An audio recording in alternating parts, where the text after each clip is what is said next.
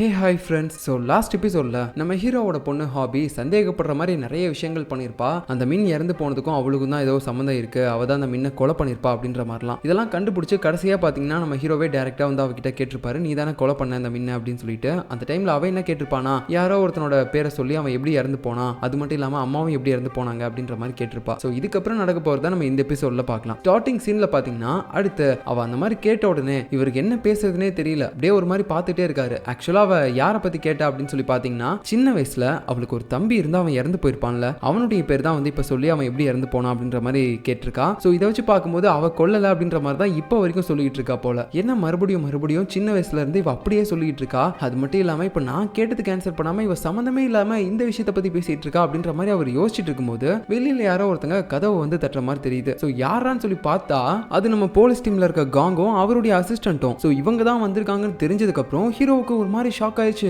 ஐயோ இவங்க எதுக்காக இப்ப என் வீட்டுக்கு வந்தாங்க, இந்த மின் இறந்து போன கொலை கேஸ்ல என் பொண்ணு ரிலேட்டடா அவங்களுக்கு ஏதாவது எவிடன்ஸ் கிடைச்சிருச்சா, எனக்கு கிடைச்ச மாதிரி அப்படின்னு சொல்லிட்டு அவர் ஒரு மாதிரி அதிர்ச்சியோட இருக்கும்போது அப்படியே அவரோட பொண்ணு கிட்ட சொல்றாரு, இங்க பாருமா நீ என்ன ஆனாலும் சரி இந்த ரூமை விட்டு வெளியே வந்துடாத, நான் அவங்க கிட்ட பேசி அனுப்பிடுறேன் அப்படின்னு சொல்லிட்டு அவர் வெளியே வரும்போது அந்த பொண்ணும் பாத்தீங்கன்னா முந்திரி கோட்டையாட முன்னாடியே வந்துடுறா. அதுக்கப்புறம் பாத்தீங்கன்னா இவங்க ரெண்டு பேர்ட்டையும் இப்போ அந்த போலீஸ்காரங்க ரெண்டு பேரும் விசாரிக்க ஆரம்பிக்கிறாங்க.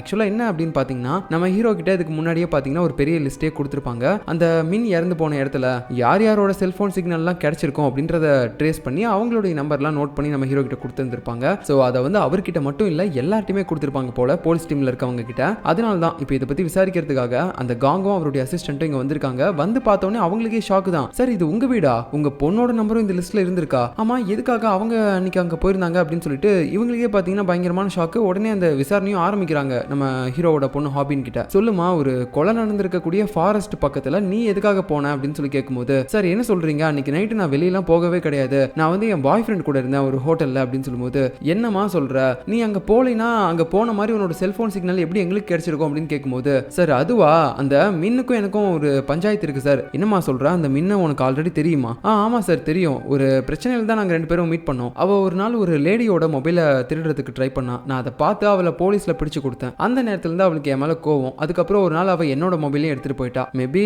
இப்போ அதனால தான் அவ இறந்து போன இடத்துல என்னோட சிக்னல் கிடைச்சிருக்கலாம் சார், ஆனா என்னோட போன் வந்து கடைசியா அவகிட்ட தான் இருந்துச்சு அப்படின்ற மாதிரி பேசும்போது நம்ம ஹீரோவுக்கு ஒரு பக்கம் பயங்கரமான ஷாக் ஆகிட்டே இருக்குது.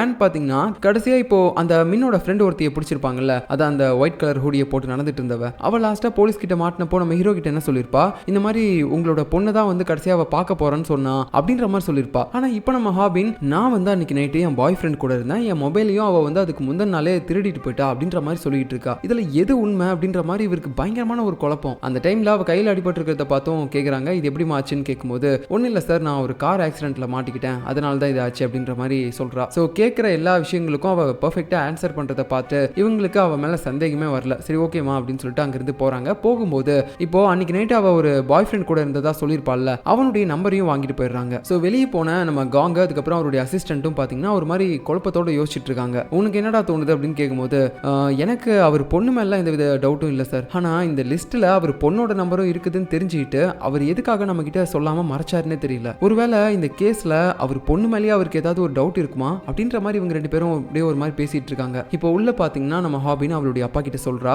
என்னப்பா நான் அவங்க கிட்ட பேசினது மூலமாவே உங்களுக்கு எல்லா ஆன்சருமே கிடைச்சிருக்குமே, அன்னைக்கு நைட்டு நான் என் பாய் ஃப்ரெண்ட் கூட தான் இருந்தேன், நீங்க சொல்ற மாதிரி அந்த மின்ன நான் கொலை பண்ண கிடையாது, அன்னைக்கு அவ திருடுறத பார்த்தேன் அதனால போலீஸ்ல பிடிச்சு கொடுத்தேன், மற்றபடி நான் அவளை வேற எங்கேயுமே பார்க்க கிடையாது அப்படின்ற மாதிரி சொல்றா. பட் இவ சொல்றத எதையுமே பாத்தீங்கன்னா நம்ம ஹீரோ வந்து நம்புற மாதிரி தெரியல. ஏன்னா அவ பண்ற விஷயங்கள் எல்லாமே அப்படி இருக்குல்ல. அதுக்கப்புறம் பாத்தீங்கன்னா அவருடைய ரூம்ல போய் உட்காந்துக்கிட்டு அந்த கீச்சைனை தான் பார்த்துட்டு இருக்காரு. அதான் ரெண்டாவதா அந்த மின் இறந்து போனதா சொல்லப்படுற இடத்துல அந்த கார் ஆக்சிடென்ட் கூட நடந்திருக்கும்ல, அந்த இடத்துல அந்த கொலைகாரன் தப்பிச்சு போறதுக்கு முன்னாடி அந்த கார்ல இருக்க தடயம் எல்லாத்தையுமே அழிக்கணும்னு சொல்லிட்டு அந்த காரையே எரிய விட்டுட்டு போயிருப்பான். ஸோ அந்த இடத்துல ஒரு ரெட் கலர் நூல் கிடைச்சிருக்கும்ல, அந்த நூல் நம்ம ஹாபினோட பேக்ல மாட்டிருக்க கீச்சைன்ல இருக்க நூல் மாதிரியே இருந்திருக்கும். ஸோ அதுல இருந்து அந்த கீச்சைன் தான் இவர் ஒன்று வச்சிருக்காரு, அதான் எரிஞ்சு போச்சு இல்ல, அவ எரிச்சிட்டால அந்த ஹாபின்னு. அப்படி இருக்கும்போது இது எப்படி இவருக்கு கிடைச்சிச்சு அப்படின்னு சொல்லி கேட்டீங்கன்னா இவருக்கு சந்தேகம் வந்தப்பயே அவகிட்ட இருந்த அந்த கீச்சைனை பாத்தீங்கன்னா இவர் எடுத்துட்டாரு. எப்படின்னா அதே மாதிரி இன்னொரு கீச்சைனை வந்து வாங்கி மாட்டிட்டாரு. அதுக்கப்புறம் அந்த பழைய கீச்சைனை பாத்தீங்கன்னா அவர் எடுத்துக்கிட்டாரு. ஸோ இவர் மாத்தி வச்சா அந்த கீச்சைனை தான் அவ எரிச்சிருக்கா. உண்மையான கீச்சைன் இப்போ இவர்கிட்ட தான் இருக்கு.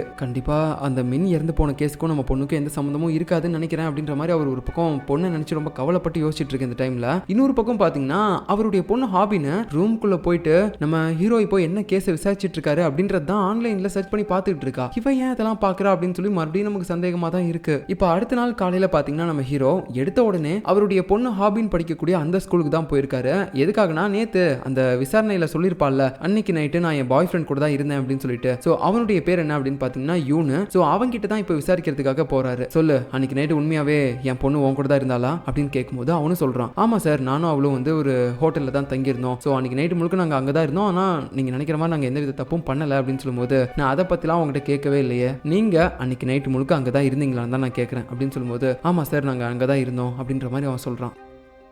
இந்த சேம் டைமில் போலீஸ் ஸ்டேஷனில் இருக்கக்கூடிய அந்த லீன்ற போலீஸ் லேடியை காட்டுறாங்க. அதான் இப்போ ரீசெண்டாக சேர்ந்திருப்பாள்ல அவளுக்கும் பார்த்தீங்கன்னா இப்போ தான் அந்த விஷயம் தெரிய வருது. நம்ம ஹீரோவோட பொண்ணு நம்பரும் இந்த லிஸ்ட்டில் இருந்திருக்கு. ஆனால் இந்த விஷயத்தை வந்து அவர் ஏன் பார்த்து நம்ம கிட்ட சொல்லலை, இந்த போலீஸ் டிபார்ட்மெண்ட்டில் நேர்மையாக இருந்துக்கிட்டு இப்படி மறைச்சிருக்கலாமா அவர் அப்படின்னு சொல்லிட்டு ஒரு மாதிரி அவர் மேலே கோவத்தில் இருக்க மாதிரி தெரியுது. ஸோ இப்போ அடுத்த சீனில் நம்ம ஹீரோ அவருடைய பொண்ணு அந்த ஸ்கூலில் விளையாண்டுட்டு இருக்கிறத கொஞ்ச நேரம் பார்த்துக்கிட்டு இருக்காரு. அவள் இந்த மாதிரி மற்ற ஸ்டூடெண்ட்ஸோட சந்தோஷமாக பேசி சிரிச்சு விளையாடுறதெல்லாம் பார்க்கும்போது அவள் வந்து கண்டிப்பாக அந்த மாதிரி கொலையெல்லாம் பண்ணியிருக்க வாய்ப்பு இல்லை அப்படின்ற மாதிரி தான் அவருக்கு தோணிட்டு இருக்கு. இருந்தாலும் அவ பண்ணக்கூடிய விஷயங்கள்லாம் பார்த்தா அப்படி தோணாது இல்ல. அதுக்கப்புறம் பாத்தீங்கன்னா அவளுடைய கிளாஸ் சார் ஒருத்தர் இருப்பாரு. அவர்கிட்ட போயிட்டு சார் இந்த மாதிரி என் பொண்ணுக்கும் அந்த யூனுக்கும் என்ன சம்மந்தம் இருக்கு அப்படின்னு சொல்லி கேட்கும்போது, அவங்க ரெண்டு பேரும் சின்ன வயசுல இருந்து ஒன்னா தான் இருக்காங்க, எனக்கு தெரிஞ்ச வரைக்கும் அவங்க வந்து ஒரு பெஸ்ட் ஃப்ரெண்ட்ஸ். அதுவும் இல்லாம உங்க பொண்ணு மிடில் கிளாஸ்ல படிச்சிட்டு இருக்க அந்த டைம்ல அவ ஏதோ ஒரு போட்டியில கலந்துக்கிட்டு அதுல மணியையும் பாத்தீங்கன்னா பிரைஸா வின் பண்ணா. பட் இருந்தாலும் அந்த பணம் எதையுமே அவ எடுத்துக்காம அந்த யூனுக்கு தேவைப்படுது அப்படின்னு சொல்லிட்டு அந்த பணத்தை அவ என்கிட்ட வந்து கொடுத்தா. சார் இதை வந்து நீங்க யூனுக்கு கொடுங்க, ஏன்னா யூனோட ஃபேமிலி சிச்சுவேஷன் ரொம்ப மோசமா இருக்கு. ஸோ அதனால யூனுக்கிட்டே இந்த பணத்தை கொடுத்துருங்க, நான் கொடுத்தேன்னு சொல்லாதீங்க, நீங்க ஸ்காலர்ஷிப் பணமா கொடுத்ததா சொல்லி கொடுத்துருங்க அப்படின்ற மாதிரி உங்க பொண்ணு சொல்லி கொடுத்தா. அதனால தான் நானும் அந்த பணத்தை அப்போ யூன்கிட்ட கொடுத்தேன். ஸோ அந்த அளவுக்கு அவங்க ரெண்டு பேரும் பெஸ்ட் ஃப்ரெண்ட்ஸ் அப்படின்ற மாதிரிலாம் சொல்லும்போது ஓகே அப்படின்னு சொல்லிட்டு இந்த விஷயத்தெல்லாம் அவர் கேட்டு தெரிஞ்சுக்கிறாரு. என் பொண்ணு உண்மையாவே அந்த பையனை ரொம்ப லவ் பண்றா போல அப்படின்னு சொல்லிட்டு. இப்போ இன்னொரு பக்கம் பாத்தீங்கன்னா அந்த காங் அதுக்கப்புறம் அவருடைய அசிஸ்டன்ட் இருக்காங்கல்ல, அவங்க ரெண்டு பேரும் சில சிசிடிவி கேமரா ஃபுட்டேஜ் எல்லாம் பார்த்துட்டு இருக்காங்க. அது எந்த ஃபுட்டேஜ்னு பாத்தீங்கன்னா நம்ம ஹீரோவோட பொண்ணு ஹாபின்னு சொல்லியிருப்பாள்ல, நீங்க சம்பவம் நடந்ததா சொல்றேன் அன்னைக்கு நைட்டு நான் என் பாய் ஃப்ரெண்ட் கூட ஒரு ஹோட்டலில் தங்கியிருந்தேன் அப்படின்னு சொல்லிட்டு அந்த ஹோட்டலோட என்ட்ரன்ஸில் இருக்க ஒரு சிசிடிவி ஃபுட்டேஜ் தான் பார்க்குறாங்க. ஸோ நம்ம ஹீரோவோட பொண்ணு சொன்ன மாதிரியே பார்த்தீங்கன்னா அவள் பாய் ஃப்ரெண்ட் கூட சேர்ந்து அன்னைக்கு அந்த ஹோட்டலுக்கு போயிருக்கா. அதுக்கப்புறம் நைட்டு அவங்க ரெண்டு பேரும் மறுபடியும் வெளியே வரவே கிடையாது. ஸோ அதை வச்சு பார்த்தா அந்த கொலையை நம்ம ஹாபின் பண்ணியிருக்க வாய்ப்பு இல்லை அப்படின்னு சொல்லிட்டு இந்த இடத்துல இவங்க ரெண்டு பேரும் கன்ஃபார்ம் பண்ணுறாங்க. பட் இருந்தாலும் நம்ம ஹீரோவுக்கு இப்போ வரைக்கும் டவுட்டாக தான் இருக்கு. ஏன்னா அவருடைய பொண்ணு தங்கியிருந்ததா சொன்ன அந்த ரூமில் பார்த்தீங்கன்னா ஒரு சின்ன விண்டோ இருக்கும். அது வழியா ஏதாவது ஒரு கயிறை யூஸ் பண்ணி கண்டிப்பாக கீழே வரதுக்கான வாய்ப்பு இருந்திருக்கும். அதனால அதை அவர் ஒரு மாதிரி உத்து பார்த்துட்டு இருக்காரு. சரியா அந்த டைம்ல பாத்தீங்கன்னா போலீஸ் ஆஃபீஸர் காங் வராரு. நீங்க எப்படி இந்த விஷயத்தை எங்க கிட்ட இருந்து மறைக்கலாம், உங்களோட பொண்ணு வேணா அந்த மின்ன கொலை பண்ணாம இருக்கலாம், பட் இருந்தாலும் அந்த லிஸ்ட்ல உங்க பொண்ணோட நம்பர் இருந்துச்சு அப்படின்ற விஷயத்த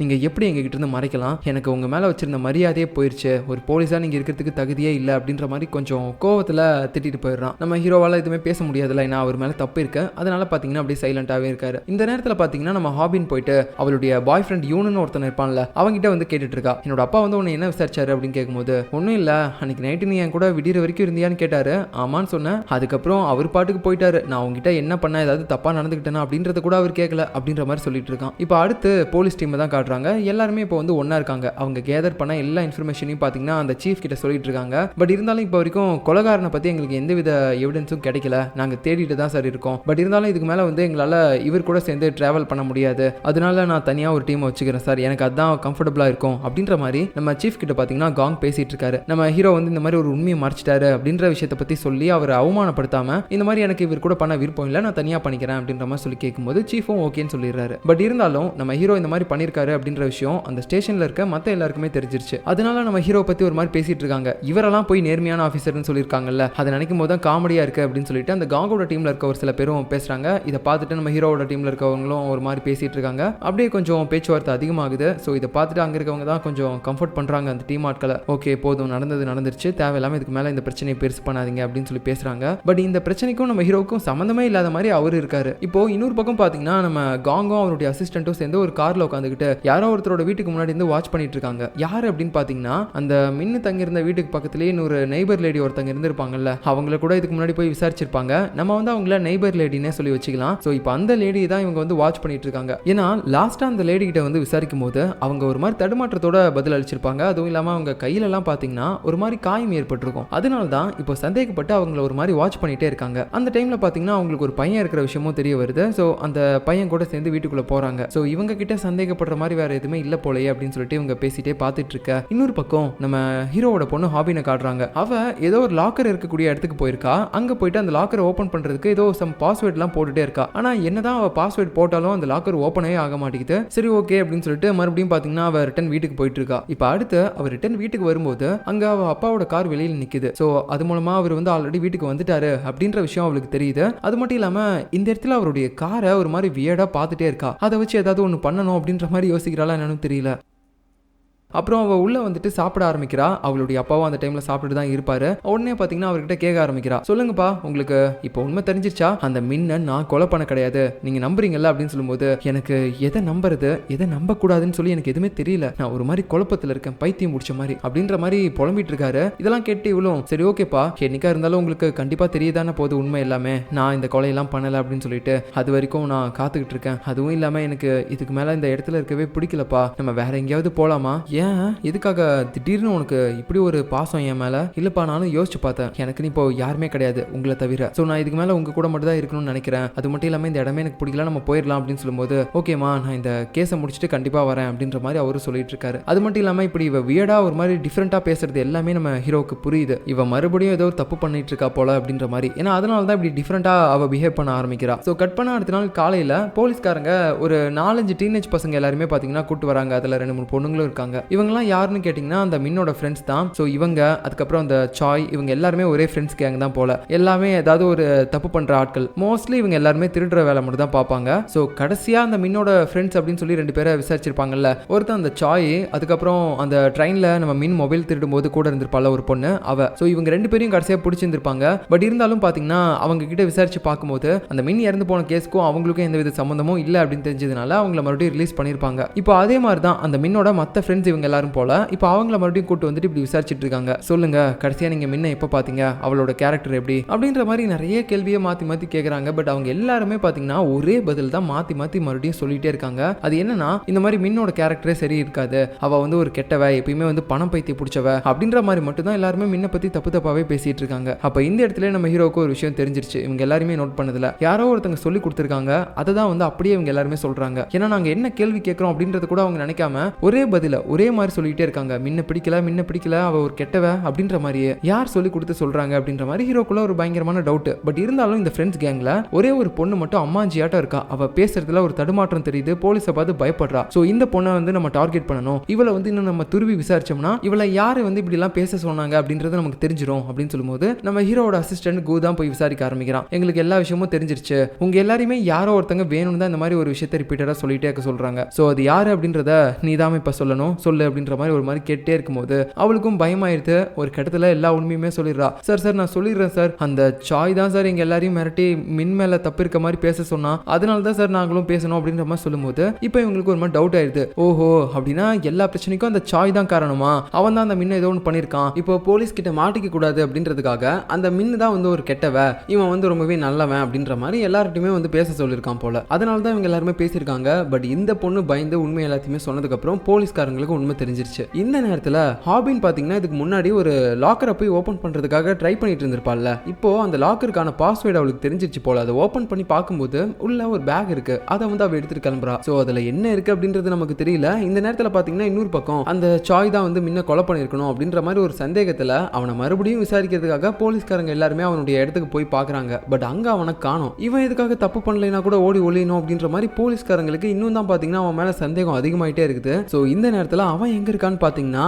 அந்த மின்னோட வீட்டு பக்கத்துல ஒரு நெய்பர் லேடி இருந்திருப்பாங்கல்ல, அவங்க வீட்டுல தான் இவன் இருக்கான். அது மட்டும் இல்லாம இப்ப கூட பாத்தீங்கன்னா போலீஸ் கிட்ட இவன் மாட்டிக்க கூடாது அப்படின்றதுக்காக இவளை பாத்தீங்கன்னா போட்டு அடிச்சுக்கிட்டு இருக்கான். நான் இங்க வந்த விஷயத்தெல்லாம் அவங்க கிட்ட சொன்னீங்கன்னா அவ்வளவுதான் அப்படின்னு சொல்லிட்டு. அப்படின்னா அவங்க கையில இருக்கக்கூடிய அந்த காயம் எல்லாத்துக்குமே காரணம் இவனா தான் இருப்பான் போல. ஏன்னா இதே மாதிரி தான் அடிக்கடி வந்து இந்த லேடியை அவன் டார்ச்சர் பண்ணுவான். என்ன ஏதாவது போலீஸ் கிட்ட மாட்டி வேணும் ட்ரை பண்ணினா நான் அவன் பையனை கொன்றுவேன் அப்படின்ற மாதிரி மிரட்டுவான் போல. சரியா அந்த டைம்ல பாத்தீங்கன்னா அவனுக்கு ஒரு அன்னோன் நபர்ல இருந்து ஒரு மெசேஜ் வருது, நாங்க அவளை கண்டுபிடிச்சிட்டோம் அப்படின்னு சொல்லிட்டு. யாரை கண்டுபிடிச்சோம் கண்டுபிடிச்சிருக்காங்க அப்படின்னு தெரியல. இதை பார்த்த உடனே பாத்தீங்கன்னா அவன் உடனடியாக அங்கிருந்து வெளியே போகணும்னு நினைக்கிறான். ஆனா இந்த நேரத்தில் வெளியில இந்த லேடியோட வீட்டை பார்த்த மாதிரி போலீஸ்காரன் ஒருத்தன் வாட்ச் பண்ணிட்டே தான் இருக்கான். அதனால என்ன பண்றது அப்படின்னு யோசிச்சுட்டு இருக்கும்போது இவ பாத்தீங்கன்னா உடனே போயிட்டு ஒரு ட்ரிங்க்ஸை கொடுக்குறா. சார் இதை குடிச்சுக்கோங்க, ரொம்ப களைப்பா இருப்பீங்க அப்படின்ற மாதிரி நல்ல விதமா பேசுற மாதிரி பேசிட்டு இருக்கா. எதுக்கடா இப்படிலாம் பேசுறா அப்படின்னு சொல்லி பார்க்கும்போது தான் தெரியுது இப்படி இவ பேசி இந்த போலீஸை டிஸ்ட்ராக்ட் பண்ணிட்டு இருக்கும்போது இந்த நேரத்தில் அப்படியே அந்த சாய் அங்கிருந்து ஓடி போறான். ஸோ அதுக்கப்புறம் போலீஸ் ஆட்கள் எல்லாருமே பாத்தீங்கன்னா ஒரு மாதிரி டே அண்ட் நைட்டா வந்து வேலை செஞ்சுக்கிட்டே இருக்காங்க. இந்த கேஸ்ல நமக்கு வேற ஏதாவது ஒரு க்ளூ கிடைக்காதா அப்படின்னு சொல்லிட்டு, ஏன்னா அவங்களுக்கு இப்போ சாயும் கிடைக்கல.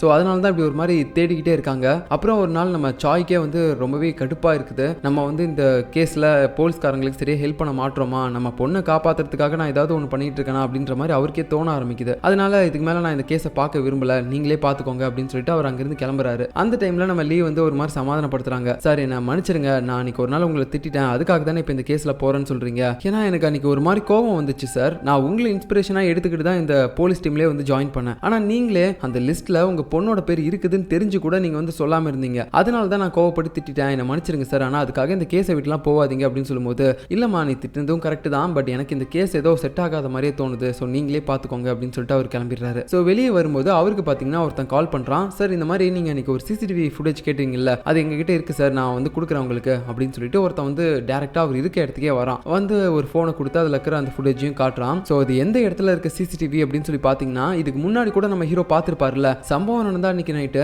அவருடைய பொண்ணு ஹாபின் அந்த பாய் ஃப்ரெண்ட் கூட சேர்ந்து ஒரு ஹோட்டலில் தங்கியிருந்தான்னு சொல்லியிருப்பாங்க. பட் இருந்தாலும் பின்னாடி ஒரு ஜன்னல் இருந்திருக்கும், அது வழியாக அவ தப்பிச்சு போயிருக்கலாமா அப்படின்ற மாதிரி அவருக்கு டவுட் இருந்திருக்கும்ல. ஸோ அதனால தான் அந்த இடத்துல இருக்கக்கூடிய ஒரு சிசிடிவி ஃபுட்டேஜை கேட்டிருப்பார் போல ஒருத்தர்கிட்ட.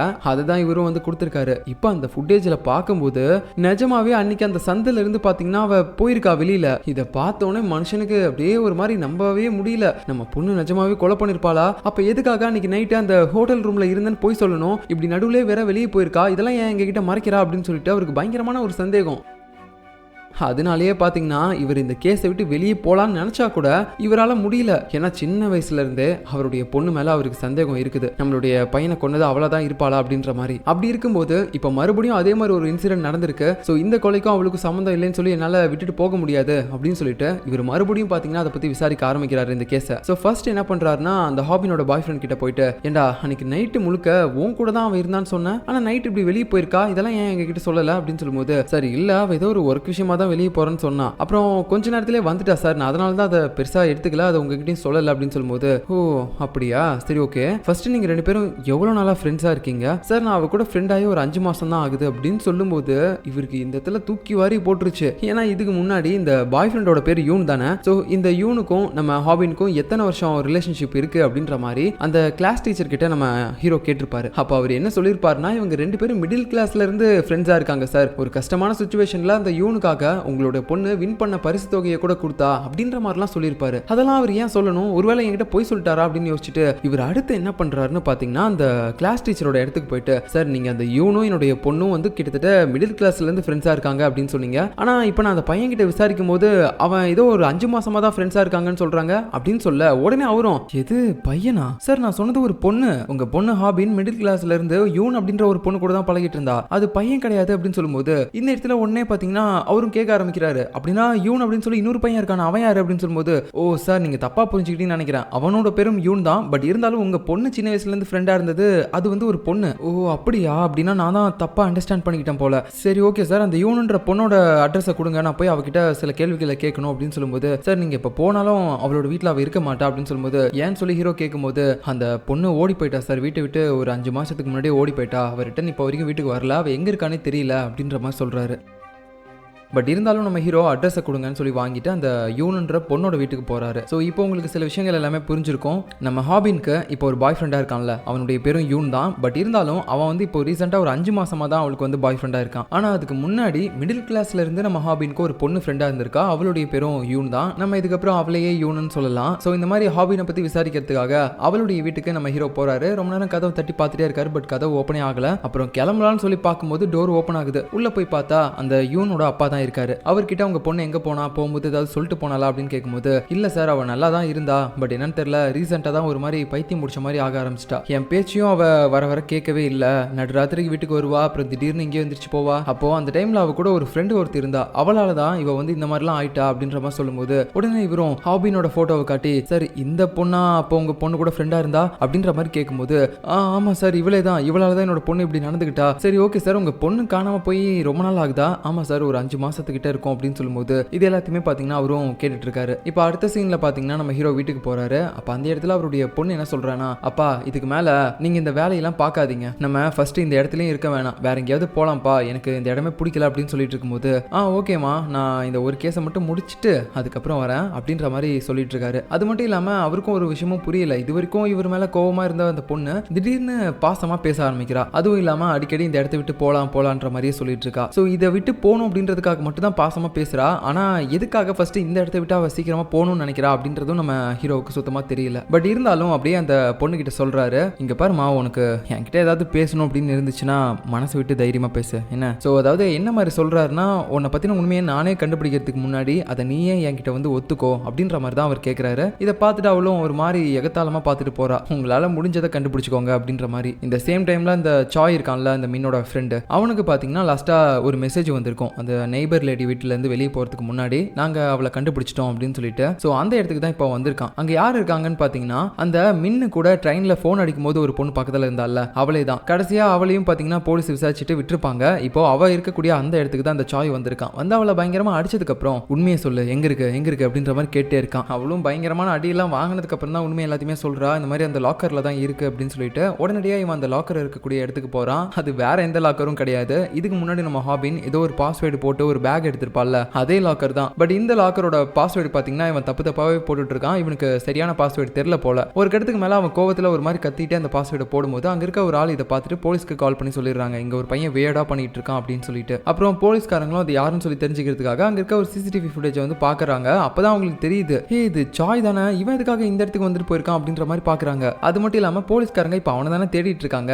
அவனுடைய ஆட்கள் எல்லார்ட்டையுமே வந்து மின் ஒரு கெட்டவன்ற மாதிரி பேச சொல்லியிருப்பான். எதுக்காக அப்படி பண்ண சொன்னான் அப்படின்ற மாதிரி தெரிஞ்சுக்கிறதுக்கு அவனை தேடிட்டு இருந்திருப்பாங்கல்ல. அதனால இப்ப இந்த ஃபுட்டேஜ் எல்லாம் வச்சு பார்க்கும்போது அவன் அந்த சைட்ல தான் இங்கேயோ இருக்கான், நம்ம அவனை தேடி கண்டுபிடிக்கணும் அப்படின்ற மாதிரி அவங்க பேசிட்டு இருக்க. இன்னொரு பக்கம் பாத்தீங்கன்னா நம்ம ஹாபின் அந்த லாக்கர்ல இருந்து ஒரு பேக் எடுத்திருப்பாள்ல அந்த நம்பர்லாம் போட்டு. ஸோ அந்த பேக்ல அப்படி என்னதான் இருக்குன்னு சொல்லி பார்த்தா பணம் தான் இருக்குது. அந்த பேக்லாம் எடுத்துக்கிட்டு அவ பாட்டுக்கு வெளியே கிளம்பிட்டு இருப்பா. அப்படி போகும்போது என்னைக்கும் இல்லாம இன்னைக்கு அவ அப்பா மேல அவளுக்கு பாசம் பொங்கி வலியுது போல. அப்பா இன்னைக்கு நான் ஸ்கூலுக்கு உங்க கூட வரேன்னு சொல்லிட்டு கார்ல உட்காந்துக்கிட்டு இருக்கா. அவர் வரதுக்கு முன்னாடியே அவருக்கும் ஒரு மாதிரி சந்தேகமா தான் இருக்கு, இவன் என்ன திடீர்னு இப்படி எல்லாம் பண்றான்னு சொல்லிட்டு அந்த கார்ல போய் ஏறாரு. அதுக்கப்புறம் பாத்தீங்கன்னா அவளை கொண்டு போய் ஸ்கூல்ல விட்டுறாரு. அவளும் இறங்கி போயிடுறா. அந்த டைம்ல பாத்தீங்கன்னா அவருக்கு ஒரு சந்தேகம், ஏன் இவ வந்து நம்ம கார்ல இன்னைக்கு ஏறினா இன்னைக்கும் இல்லாம அப்படின்னு சொல்லிட்டு. ஒருவேளை நம்ம கார்ல ஏதாவது செக் பண்றதுக்கு ஏறி இருப்பாளா அப்படின்னு சொல்லிட்டு டக்குன்னு பாத்தீங்கன்னா அங்க இருக்கக்கூடிய ஒரு லாக்கை ஓபன் பண்ணி பாக்குறாரு. ஏன்னா அதுலதான் அவருடைய பொண்ணு கிட்ட இருந்து எடுத்த உண்மையான கிச்சனை வச்சிருந்திருப்பாரு.